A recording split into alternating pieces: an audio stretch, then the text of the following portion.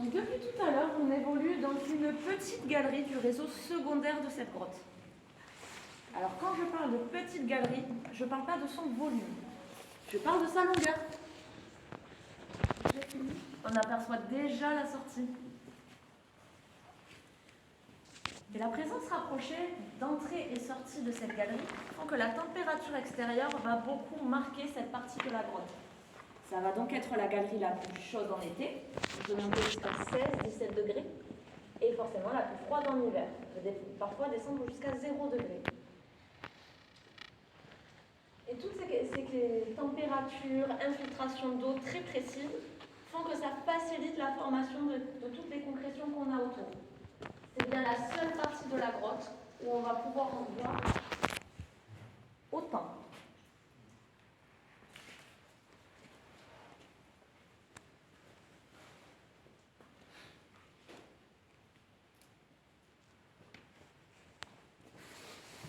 Ici aussi, on a une question posée.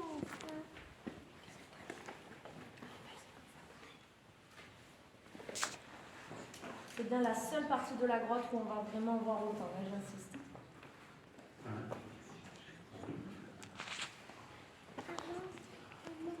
Mais c'est pas tout. Ça va également être des rares galeries où on va pouvoir trouver des chauves-souris. Alors malheureusement aujourd'hui, je suis désolée, je ne vais pas pouvoir t'en montrer. On est en période estivale, les visites et on va dire qu'elles ne sont pas fans des voisins. Elles sont un petit peu trop bruyantes pour elles. Elles sont très sensibles à la voix et aux lumières.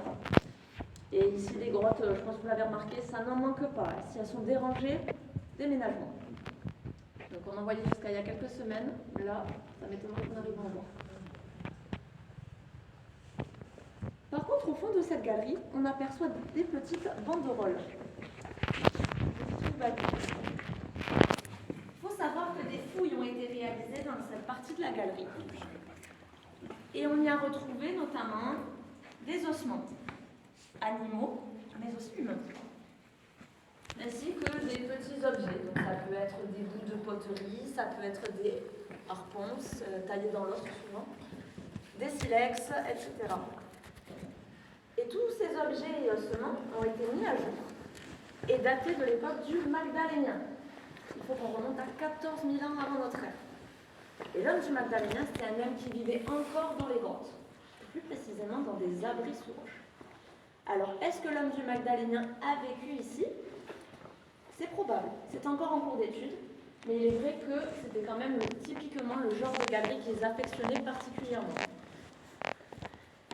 On a également retrouvé des objets datés de l'époque médiévale, ainsi que de l'époque gallo-romaine.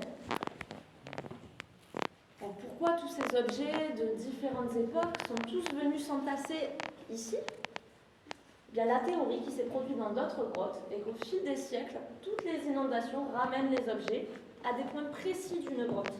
Et en l'occurrence pour nous, ça a été cette zone-là. C'est pour ça que cette partie de la grotte porte le nom de petit cimetière.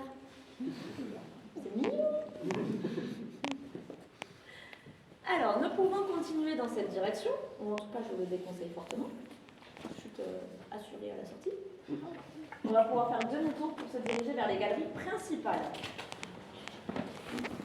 Et je vous invite à apprécier vraiment toutes les formations qui sont autour de vous, parce qu'après, on va pas en prendre le temps.